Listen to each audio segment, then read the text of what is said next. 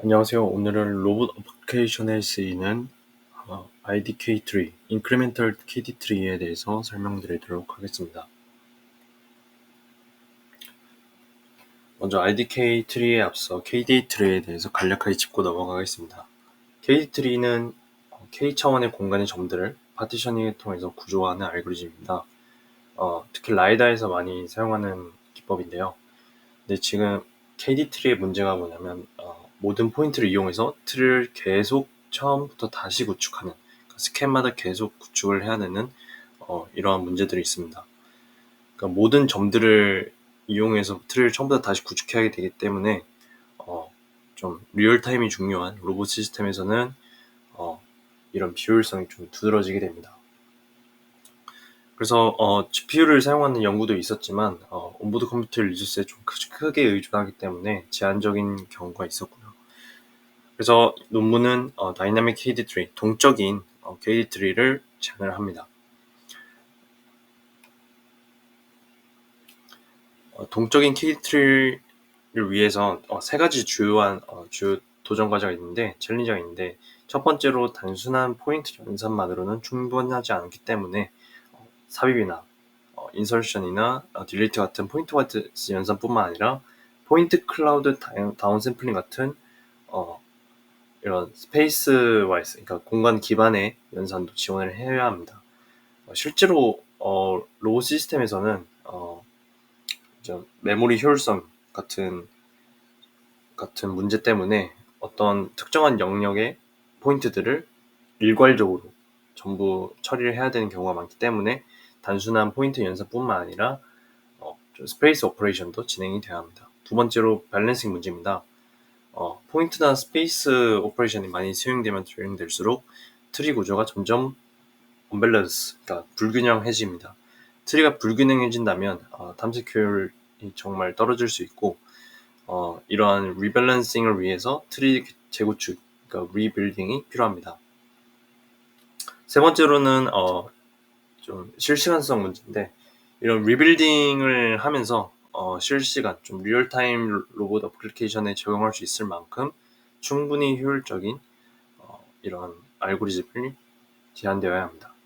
그렇기 때문에 IDK 트리는 이러한 문제를 해결하기 위해서 세 가지 챌린지를 모두 만족하는 그런 방법을 제안합니다. 그래서 간단하게 요약해드리자면, 기존 트리를 완전히 리빌딩하지 않고 신규 포인트만 이용해서 갱신하고 다운 샘플링 한 다음, 또 이제 단일 포인트 와이즈뿐만 아니라 박스 와이즈, 그러니까 박스 단위로 인설션이나 딜리트 같은 오퍼레이션을 지원하고 리밸런싱, 그 트리를 균형적으로 맞추면서 이 트리 밸런스를 유지해 이제 검색 효율을 만족하는 그런 방법을 제안합니다. 또 리밸런싱 작업을 위해서 이제 두 가지 병렬 스레드를 분리하는데, 이제 메인 스레드 그리고 세컨드 스레드라는 방법을 이용해서 분리를 수행해서 진행을 합니다. 이것도 뒤에서 다루도록 하겠습니다. 먼저 데이터 스트럭처입니다. 기본적으로는 KD 트리와 동일한 속성을 가집니다. 기존 속성들, 그러니까 기존의 KD 트리들이랑 같은 점은 두 가지, 이제 두 자식을 가리키는 포인터인 레프트 선, 라이트 선, 그리고 이 해당 노드의 점의 정보를 저장하는 포인트, 그리고 공간을 분할하는 축을 나타내는 엑시스가 있습니다. 이제 IKD 트리에서 새로 추가된 속성은 이제 트리 사이즈, 그리고 invalid num, tree deleted, push down, range가 있는데, 트리 사이즈는 이 노드를 루트로 하는 서브트리의 전체 노드 수입니다. 이제 리밸런싱을 할 때 사용이 되고요. invalid num 같은 경우는 이 서브트리에서 삭제된 노드 수입니다. 이게 IKD 트리가 바로 삭제하지 않고 삭제되었다고, 그러니까 true라고만 표시를 하는 lazy deleted 방식을 사용하기 때문에 이렇게 invalid num이라는 속성이 필요합니다. 이게 실제로는 딜리트 되지 않고 딜리트 되었다고만 표시해서 이게 나중에 재삽입, 그러니까 리인설션을 할 때 용이하게 하기 위해서 이렇게 레이지 딜리트 방식을 사용하는데 이것도 뒤에서 다루도록 하겠습니다. 그 다음에 딜리티드, 그리고 이제 레이지 레벨이라고 불리는 속성들인데, 딜리티드는 이제 삭제되었는지, 트리 딜리티드는 이제 서브트리의 모든 노드가 삭제되었는지, 그리고 푸시다운은 이러한 삭제 정보들을 자식 노드들한테 전파를 할지를 결정합니다. 이제 레인지 같은 경우는 이 서브트리가 포함하는 이 공간의 범위를 말하는데, K차원 공간의 범위를 나타냅니다. 점의 차원을 나타내고요. 그래서 알고리즘, 첫 번째 알고리즘 보시면 이제 어떻게 해서 이 첫 번째, 그러니까 초기화를 어떻게 하는지 나타내고 있습니다. 그래서 이 인크리멘탈 KD 트리를 구축하는 과정을 살펴보고 있는데, 기존 KD 트리랑 정말 유사합니다. 유사한데 인크리멘탈하게 업데이트를 한다는 점이 차이점입니다. 여기서 점진적인 업데이트를 위한 추가적인 함수들이 있고, 기본적인 알고리즘은 이제 이 주어진 점별 V를 분할주 기준으로 액세스를 기준으로 정렬을 한 다음에 주황값을, 이게 센터 값을 트리 노드에 삽입하고, 이 좌우측 서브트리, 좌측 우측 서브트리로 점을 포인트들을 분배해서 트리를 구축합니다. 그걸 이제 리커시브하게 진행하는 거죠. 그리고 나서 여기서 더해서 레이지 레벨 이닛 그리고 풀업 함수를 통해서 트리 노드들을 이제 업데이트를 합니다. 그래서 이것들이 좀 핵심 함수들입니다. 그래서 레이지 레벨 이닛 함수 같은 경우는 트리 노드들을 초기화한 함수입니다. 트리가 처음 생성될 때 각 노드들의 딜리티드 그리고 트리 딜리티드 푸시다운 값을 모두 false로 초기화한 다음에, 처음에는 당연히 어떤 노드들도 삭제되지 않았고 전파할 삭제 정보도 없다라는 의미로 다 초기화를 시키고요. 그 다음에 풀업 함수 같은 경우는 이 서브트리의 상태 정보들, 이 트리 사이즈, 메리디넘, 레인지 같은 이런 값들을 부모 노드에 업데이트하는 역할을 합니다. 그래서 이렇게 버튼업 형식으로 각 노드들이 이제 자신의 서브트리에 대한 완전 정보를 갖게 되는 이런 방식을 갖고 있습니다.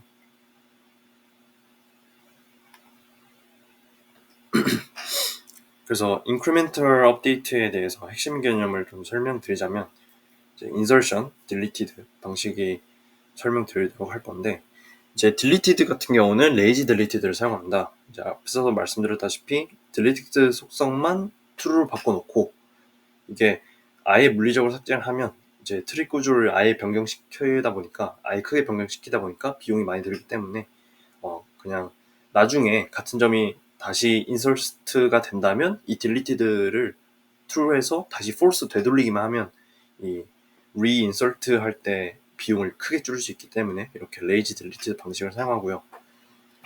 그리고 이제 포인트 와이즈 업데이트가 있고 박스 와이즈 업데이트가 있습니다. 이제 포인트 와이즈는 기존처럼 하나의 점을 개별적으로 삽입하는 연산이고, 박스 와이즈 같은 경우는 이 주어진 좌표축에 정렬된 박스 안에 모든 점을 일괄적으로 삽입하거나 아예 딜리트하는 연산입니다. 그래서 포인트 클라우드 처리에서 굉장히 유용하겠죠. 푸시다운과 풀업 함수 같은 경우는 레이지 방식의 이제 핵심이라고 할 수 있는데, 이제 노드들의 이제 푸시다운 속성이 true라면 이제 이 해당 노드 t의 딜리티드, 트리 딜리티드, 푸시다운 값을 바로 아래 자식 노드들에게만 복사를 합니다.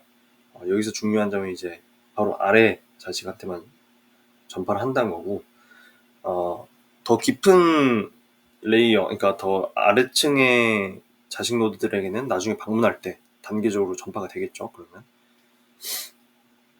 그래서 이게 왜 이렇게 하는지 알아봤는데, 모든 노드들을 즉시 아예 모두 업데이트를 하게 되면 비용이 정말 많이 들기 때문에 이렇게 필요할 때만 필요한 만큼만 전파하기 때문에 효율적이라고 합니다.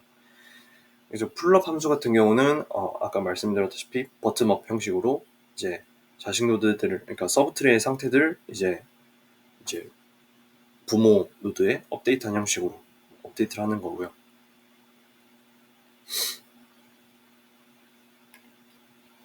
그래서 포인트 와이즈 그리고 박스 와이즈 업데이트 같은 경우는 이제 차이점이 박스를 사용하는 겁니다. 이제 포인트 와이즈는 KD 트리의 삽입이랑 아주 유사한데 박스 와이즈 연산액 같은 경우 이 연산하려는 점들이 포함된 박스의 범위를 정의를 하고 CO라고 하죠. 그 다음 이 C트리를 탐색하면서 각 노드들의 범위가 박스와 어떤 관계에 있는지 확인을 합니다. 일단 처음에 네 번째 알고리즘의 네 번째 사열을 보시면 교집합이 아예 없는 경우는 아예 그냥 리턴을 합니다. 그냥 건너뛰고요. 서브트리는 아예 건너뛰고 이제 다섯 번째 줄부터 이제 말씀드리자면 아예 포함되는 경우 이게 서브트리 전체가 박스에 포함되기 때문에 레이지 라벨들을 이용해서 전체 서브트리를 다 처리를 합니다.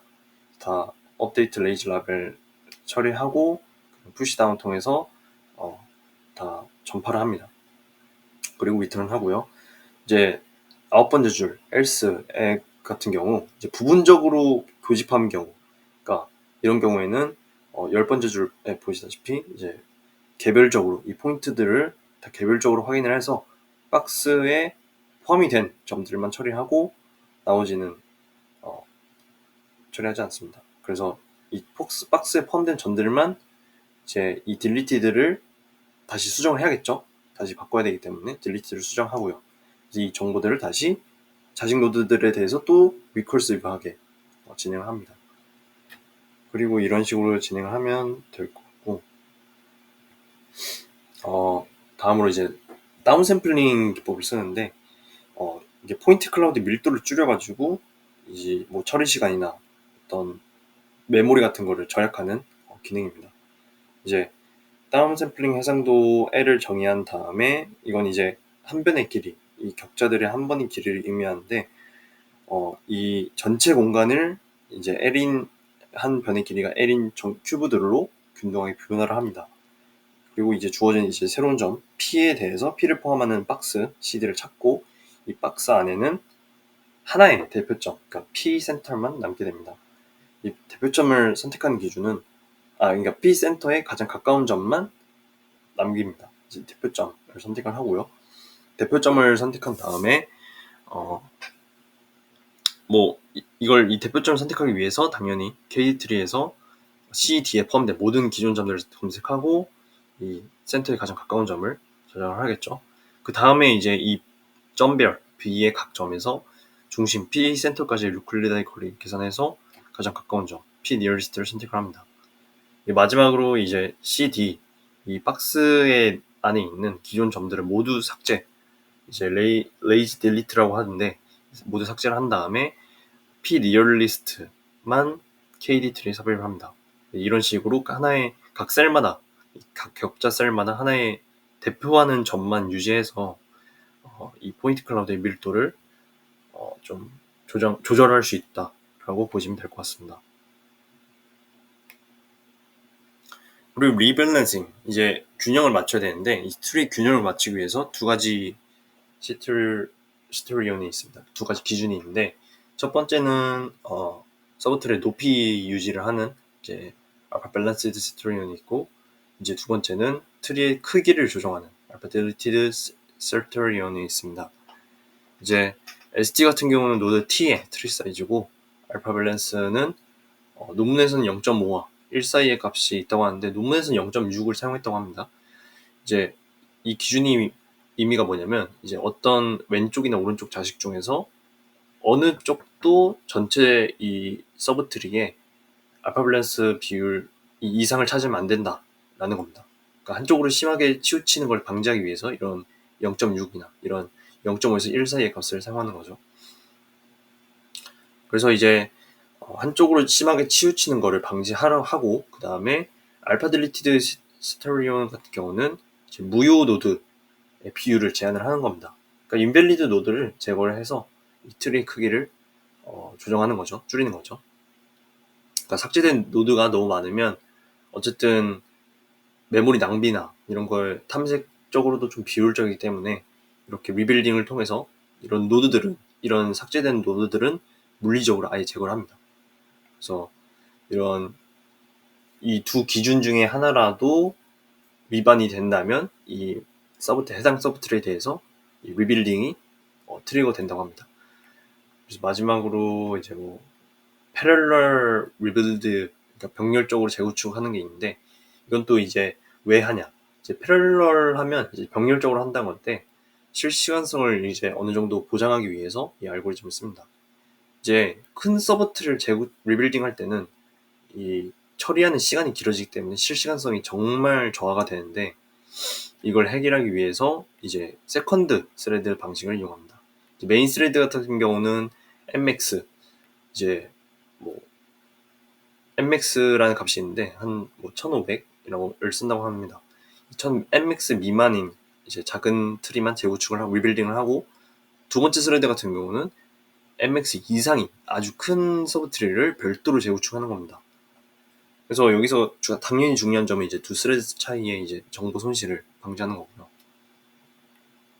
그래서 이제 평탄을 하고 이제 잠금을 하면서 이제 메인 스레드를 잠금하고, 이제 그 탐색은 당연히 가능한데 이제 복사를 하고 원본 서브트리는 그대로 유지해서 쿼리가 가능하도록 하고, 이제 잠금을 해제한 다음에 새로운 트리를 다시 구축을 합니다. 그래서 이걸 다시 업데이트 구축 중에 이제 기록된 어떤 업데이트 요청들을 이제 순차적으로 적용을 하고요. 그런 다음에 이 모든 처리가 완료되면 노드 T에 대해서 새로운 트리 T-로 교체를 합니다. 그래서 랜더마이즈하게 이제 데이터를 무작위로 생성해서 이 인크리멘털 KD 트리를 이제 테스트 연산을 1000개의 테스트 연산을 수행하는 실험을 했고요. 이제 당연히 스태틱한 KD 트리랑 비교를 했습니다. 그래서 거의 전체적으로는 KD 트리가 한 자릿수 차이로 좀 우수한 성능을 보이는 것을 보실 수 있습니다. 그리고 라이다 매핑 하는 실험도 진행을 했는데요. 페스트리오 패키지에서 스태틱 KD 트리를 이제 IKD 트리로 교체를 했고요. 전체적인 A 같은 경우는 전체적인 처리 시간이 매우 일정하게 성능을 나타냅니다. KD 트리 같은 경우는 시간이 지날수록 점점 선형적으로 증가하는 모습을 보였고요. B 같은 경우는 이제 업데이트하는 세부적인 시간을 분석한 겁니다. 이제 이것도 인크리멘트 업데이트 부분을 보시면 평균적으로 5.71 정도가 나왔다고 하는데, 반면에 이제 IKD 트리 같은 경우는 거의 0.23 밀리세컨드, 거의 4% 수준으로 줄었다고 합니다. C 같은 경우는 이제 밸런스드가 얼마나 잘 맞았는지 보여줍니다. 이제 인갭 값을 이제 초과하는 어떤 것들이 초과하면 얼마나 잘 정상화됐는지 보여줍니다.